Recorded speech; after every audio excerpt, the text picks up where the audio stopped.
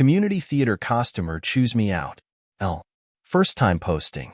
I've heard a few of these stories in audio readings and figured I'd share my meager story. Now, this happened a few years back, somewhere between 2012 and 2020, so my memories on this event will be vague at best, so bear with me. I was either in my late teens or early 20s, and I'm in my 30s now. I did a long stint during this time with a local community theater.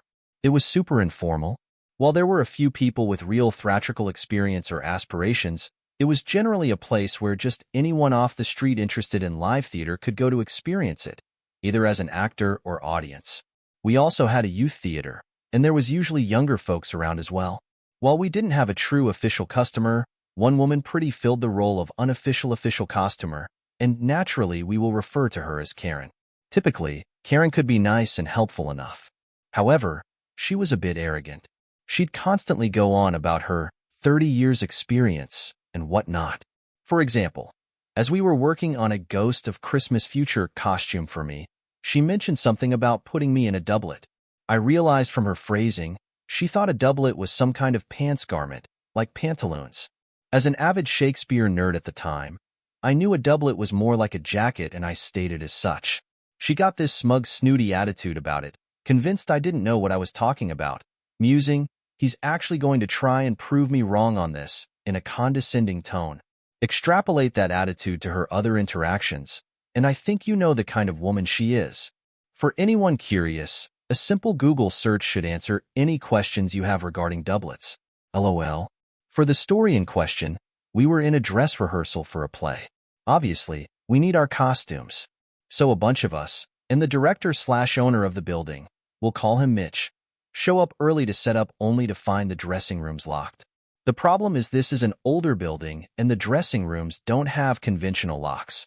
They can lock from inside, but on the outside was only a single narrow hole that you could only fit a thin prod through. We were at a bit of a loss and spent several minutes trying to jimmy the doors open with things like credit cards.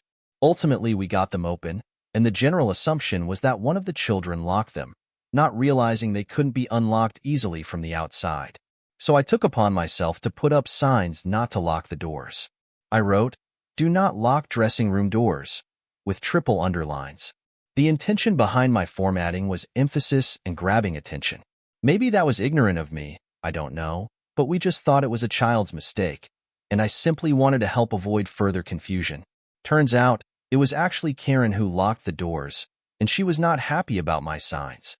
She came upstairs to the stage while I was rehearsing a scene, and tells me to speak with her in the front office. I follow, and as soon as we're alone, she starts lighting into me about the signs, ranting at me about how disrespected she felt, and she's been doing this for 30 years, etc., and I'm just dumbfounded. If I recall correctly, she really keyed in on the number of exclamation points and underlines.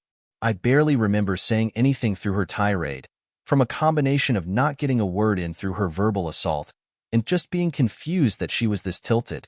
I wasn't even upset at her rant, just befuddled and astonished. Finally, Mitch starts wondering what the hell is going on and comes in. After she explains why she's yelling at me, this sets him off in turn at her. Now he's yelling at her, dressing her down both for locking the doors and yelling at me for putting up signs, which he okayed. I just sat down at this point and zoned out as I waited for the storm to pass. Eventually, I'm pretty sure she apologized to me, but honestly, apologies like that mean little to me because you shouldn't be treating people like that in the first place, especially when you have 30 years experience and are old enough to know better. Not the most climactic story, but it's what I got.